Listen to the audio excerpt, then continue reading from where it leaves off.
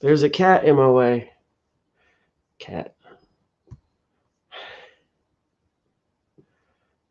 All right. You gotta move. Say good morning. I'm running about 60 seconds late on everything. All right, here we go. Should have just enough time to pour this. 3, 2, 1. Good morning, everybody. Welcome. Today is Tuesday. It's July 27th, 2021. My name is Jeremy, and this is my first cup of coffee.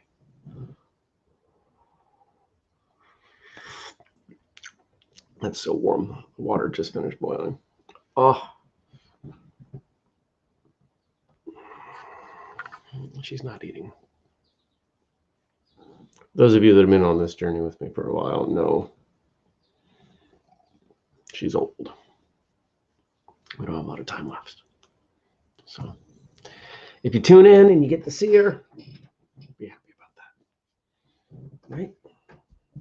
Right? She kind of, I think she's in the process of giving up. I think that's what's going on. Well, how was your Monday? Hope you had a good Monday. I had a pretty good Monday. Got a bunch of work done. Honestly, more than I expected. You ever have one of those days you look at your schedule and you're just going, I don't know if I can do all of this.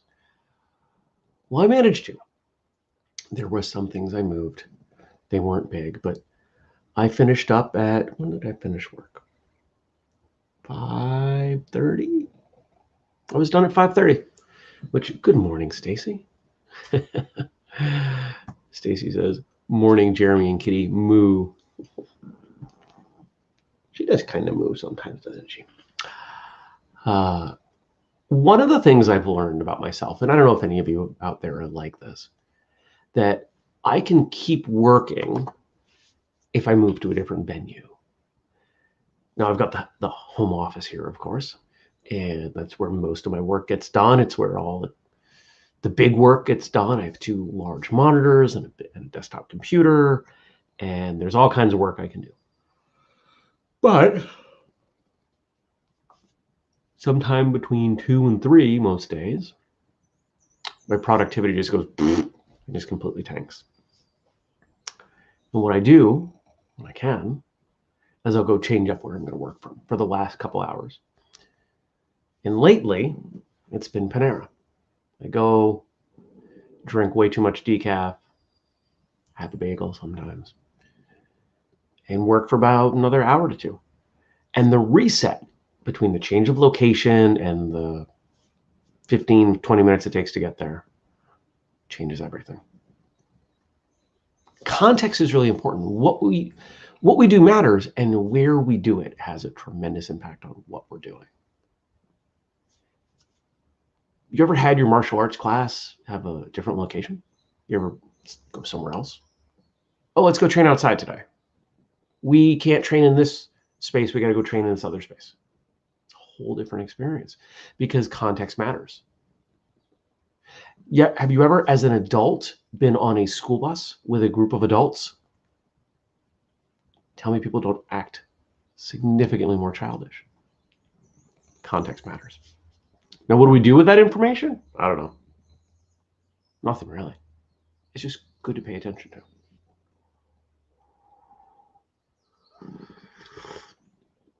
I can turn that banner off, I think. There we go. Well, beyond productivity, Monday was a pretty good day. I am slowly revamping our marketing plan. I've had some epiphanies, some pretty solid epiphanies, and I'm putting some pieces together on that. Came to the realization yesterday that one of the projects I really wanted to work on, one of the things that I thought was going to be a big next step, we're not ready for. And that's been really difficult to admit to myself. It's an event. It's not free training day. Don't worry. That's happening. That's the easiest thing I've ever done. Hey, there's a space. Everybody show up. Here's a schedule. Go. But there was another event, and I've talked to a few of you about this, about getting your help. And I want to do this event. we are the right ones to pull this event off. This event has significant upside. There's a financial benefit. There's all kinds of really good stuff that would come up with this. We're not ready. And that really hurts to say that. It makes me sad. But I know what's going to happen if we go forward with it. I'm going to do it. We're going to do it. We're going to pull it off. It's going to be fine. But it's not going to be as good as it could be. And so many other things are going to get compromised on the way. It won't be the podcast or any of our other endeavors. It'll be my health and my personal life. So we're going to wait. Some of you have helped me with some research on some things. I'm going to follow that research up. I'm going to put together the pieces that I can so I can better understand when it will be time to put that into play.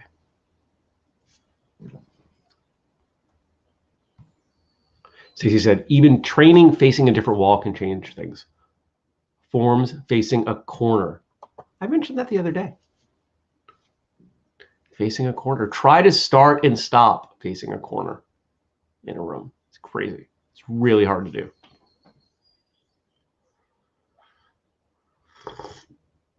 It's easier if it's a square room or a roughly square room. If it's not,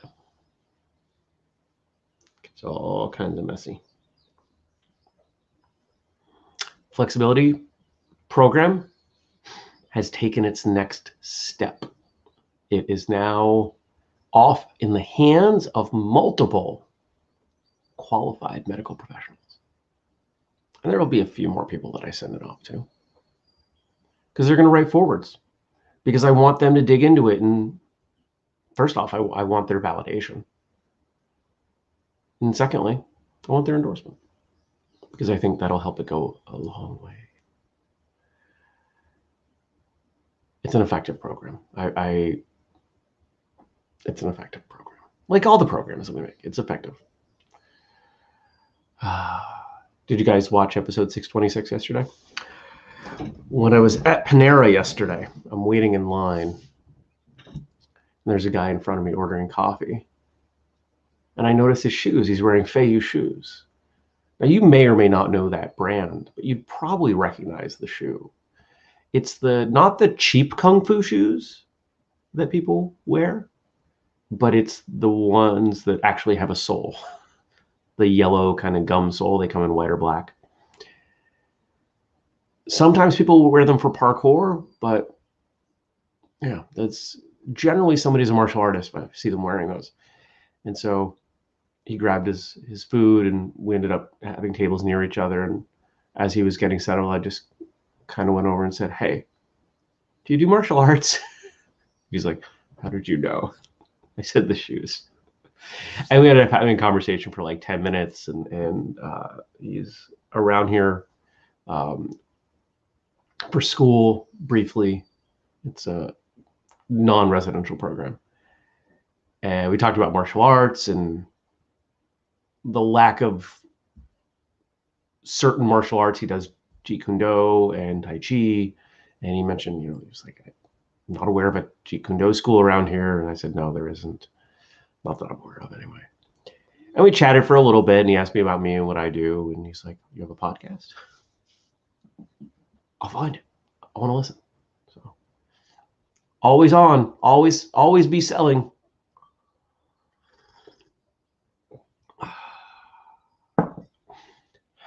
Good. Little dash of cinnamon in the coffee this morning. Came out good. Trying to think if there's anything else to report from yesterday. I don't think so. So today's a recording day. We've got 2 episodes on the schedule. We were supposed to have 3. Those of you who are in Patreon and you read the updates, there's one name that we've put out there that was supposed to record today. And this person is traveling. And if you looked at that list, you'd probably say, "Oh man, I hope it's not that person." It's that person. If you want to get in on the Patreon and see what's going on behind the scenes with whistlekick, if you want the only place you're going to find out about upcoming guests, it's that. You can do as little as $2 a month. Patreon.com/. Hey, we have a banner for that.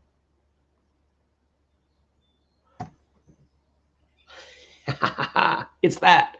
It's that. Isn't that fun? Patreon.com/whistlekick. So I'm disappointed in that. Andrew worked so hard to get this one to the end. And I'm bummed for him because I know how much pride he takes in his work, but we'll get rescheduled. It happens. But there are 2 other awesome guests that we're recording with. And we've got quite a backlog of guests. I think we're still running like 5 weeks out when we record.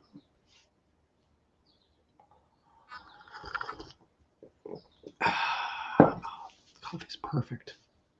Can we infer anything from a perfect cup of coffee? Can we say that this perfect cup of coffee means that I'm going to have a great day, or that I'm going to come into money or something? I don't know. Went to the gym last night. Was out on the motorcycle because it's only the second ride I've had all summer.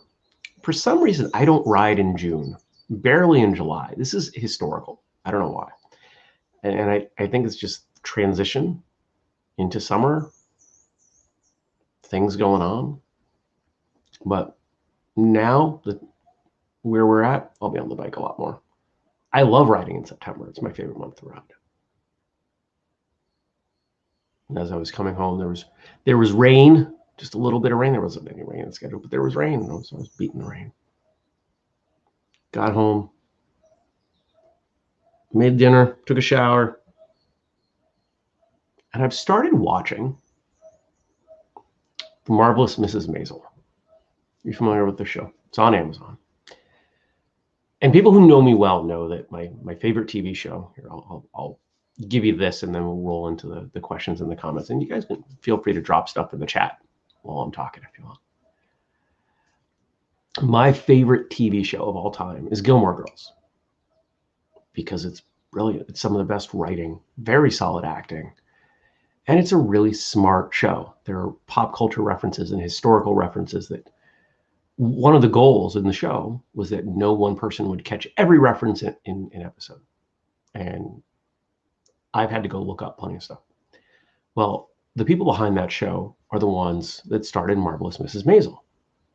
And as time has gone on, they keep recruiting more and more people out of Gilmore Girls to the point where I think they're filming season 4 right now. There are like 6 people who were part of that show. And I said, okay, fine. I've got to give the show a chance. I tried watching the pilot and I got maybe half, 2/3 of the way through, and it wasn't working for me. And I said, maybe I'll just skip the pilot. So I skipped to episode 2, completely different experience.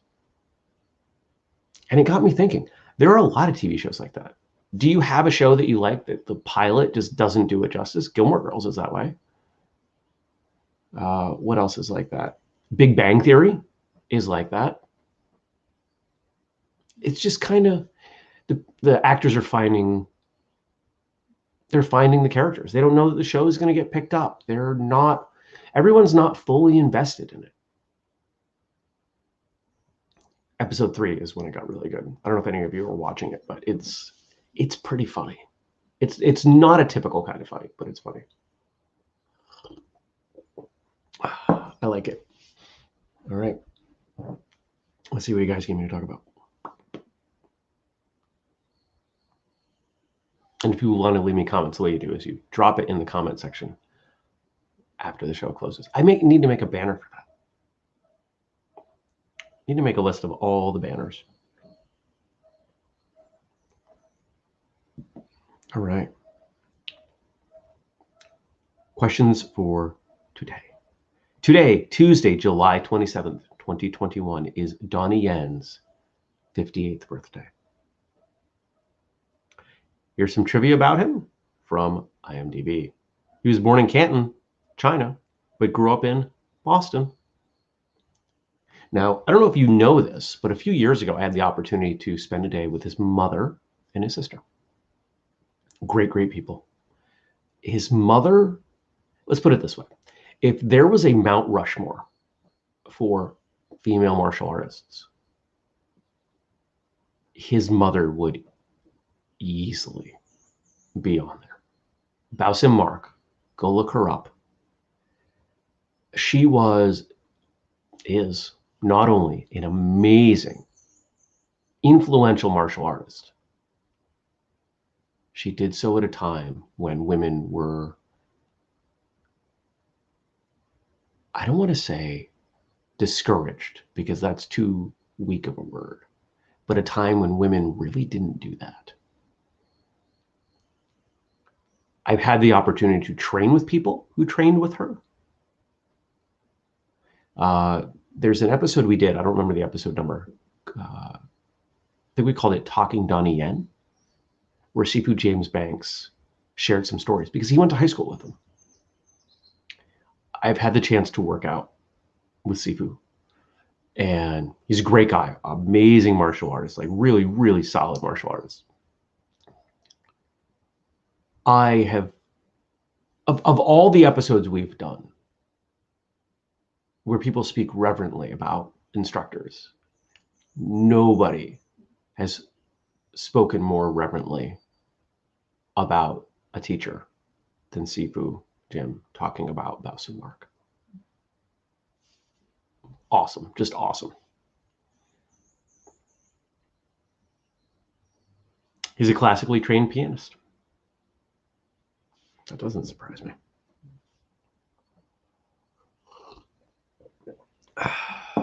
There's a lot of overlap, I think, between martial arts and music, but I don't know if it's the same.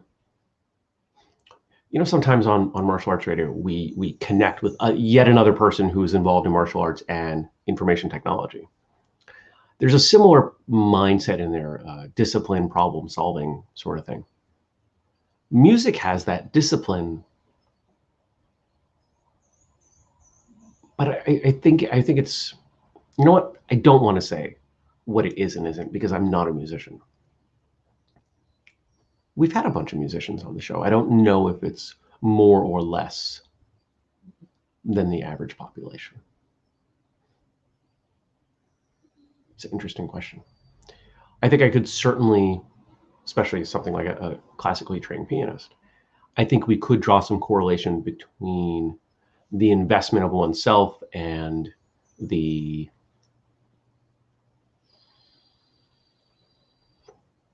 outcome. I think you could compare music and forms. In fact, if you've ever heard me talk about the space between the movements with regard to forms, where did I get that idea from? Listening to somebody talk about the space between the notes.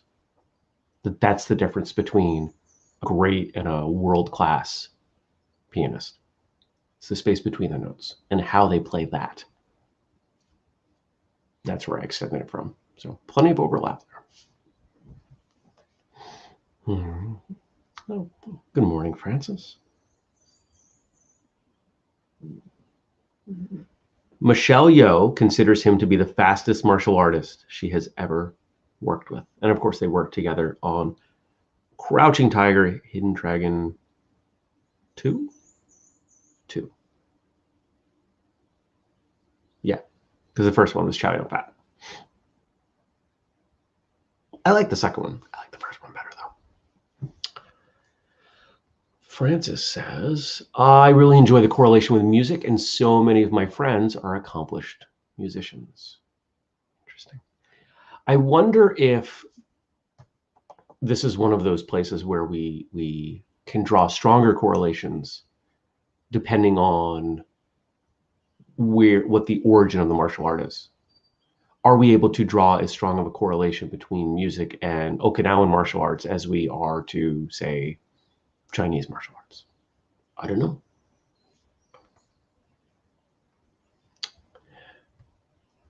Talking about Crouching Tiger, Stacy says, the first one was amazing, the second one was good. I would agree.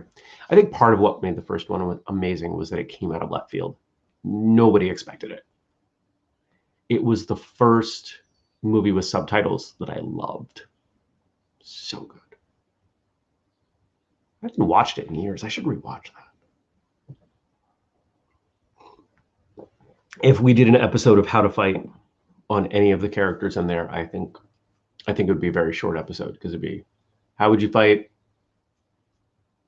any of them? You die. You just lose. When your opponent can fly, you're pretty much done. And Francis says, also in learning music is not an intellectual pursuit. It's something we need to internalize in body mind. I find the learning of music similar to what happens when learning martial arts. Oh, interesting. I could see that. I could see that. I've always wanted to learn music, but not so strongly that I've actually done it. I've thought about picking up an acoustic guitar and just kind of hanging out with that. Here's a secret. I've been learning to sing like a little bit. There's an at-home program I've been doing. Not because I want to be a singer, but because I want my voice to come through better on the show. And I'm not a good singer, but apparently I can hold a note decently. So that was kind of neat to find out. You ever wonder if you have some hidden talent that you just start doing a thing and you're just going to crush it like nobody else ever has? I haven't found that thing. I don't know what that thing is.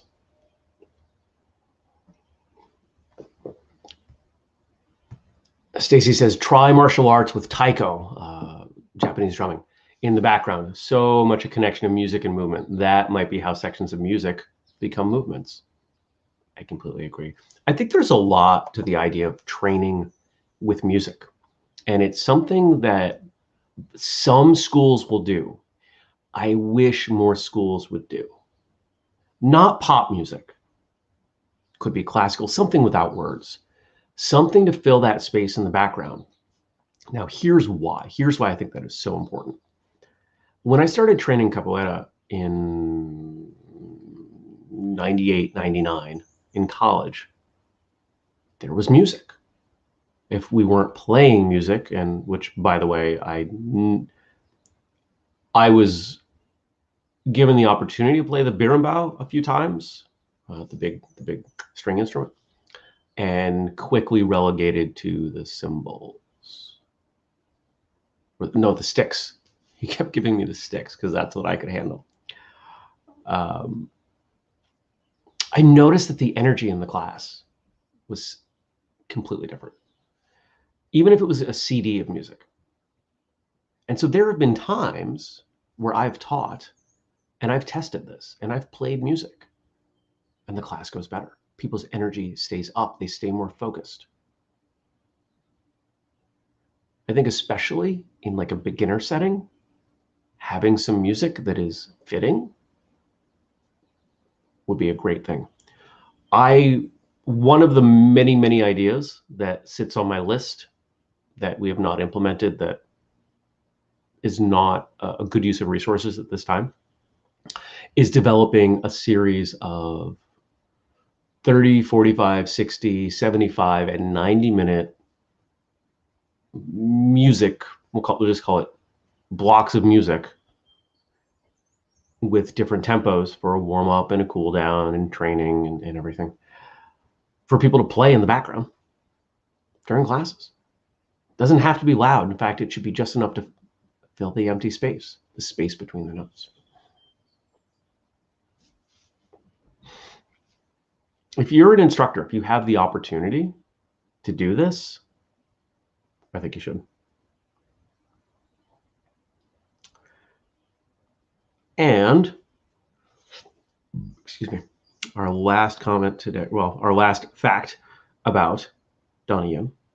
He turned down the role of the main villain in both Tai-Chi Master and The Legend of Drunken Master, 93 and 94, and eventually played by Siu-Ho and Ken Lo, respectively. Both classic films. I'm trying to remember the last time. I know I've seen Drunken Master. It's been a long time, though. That's the thing about all these martial arts movies, is that there's so many, and most of the good ones are old. But you want to keep giving the new ones a shot. So you keep watching them, and you don't watch the old ones, and it's tough. Francis likes the idea of the music. Stacy says, I love the tangents we've gone on this morning. The more you all give me, the more tangents we get to go on. This is what I like about the live format, is that we get to hang out, we get to chat about these things, and there is an opportunity for a give and take. There's an opportunity for this call and response that we don't have in the other things that we do. The books, the social media, well, the social media, I guess, does. The podcast, the martial arts radio. We don't have that opportunity. This is the opportunity to engage. And that's part of why I like doing the show. And the more people who are willing to engage that come and watch, the better it goes. Just flat out, there's an energetic exchange here. I'm giving you the best I can on camera. The more you give me good stuff in the chat, the better it goes. Francis says, big fan of that music to fill the spaces, something to feel and dwell on between movements. Yeah. Yeah. I used to DJ. Here, I'll wrap it up with this. I used to DJ. It started as a hobby during my first startup business because I needed something I could do at home. I love music. I've always loved music, and DJing was something I always wanted to get into. So bought some CD turntables and learned to mix, and had a really fun time with that. And that ultimately grew into me saving my friends quite a bit of money by DJing, mostly their weddings, but parties and things. But because of my martial arts background, I was able to read the energy of the room in a way that most DJs cannot. A lot of DJs show up and they just put on a playlist. Ugh, no, it doesn't work that way. You got to know what to play when. And if you're good at that, it's like being a puppeteer. I was able to get people to dance all the time. You ever been to a wedding where nobody dances? That was never an issue when I DJ'd. Because you look at what people respond to and you experiment a little bit. It's just like sparring. Beginning of sparring or some free-form movement, if somebody that you haven't worked with before, you're trying stuff out. What do they respond to? What works? What doesn't? And that's exactly how I would DJ. And every single time I did, I would have at least one person, usually multiple people, come up and say, "You're the best DJ I've ever seen." The music's not any different. The equipment's not any different. What was different? My ability and willingness, honestly, to read the room. Oh, Francis is being awfully kind. Agreed, and you're so good at this. We give you a bit of flour. You make it artisan bread live on the show. Well, thank you. I haven't made bread in a while. I have a recipe for making, I have this idea. I want to make small pizza crusts and put stuff on them and freeze them. So I have like my own frozen pizzas to just throw in the oven. I haven't done that yet. Mostly because it's summer. And I say that as I made a frozen pizza last night. So mostly because by the time I have time to do it, I'm exhausted. It was a busy time.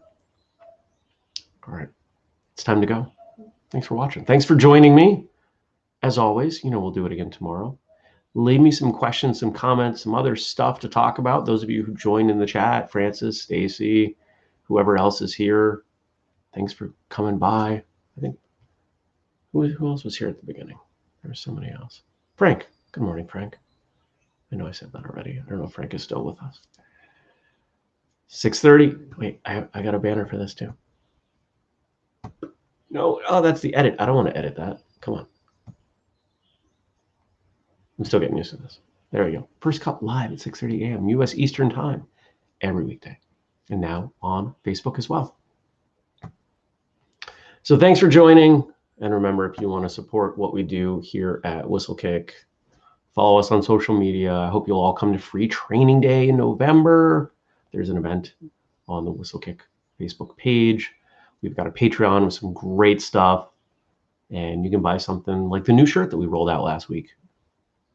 Use code FIRSTCUP15, save yourself a couple bucks. Hope everyone has a wonderful day. Take care, and I will see you back here tomorrow. Peace.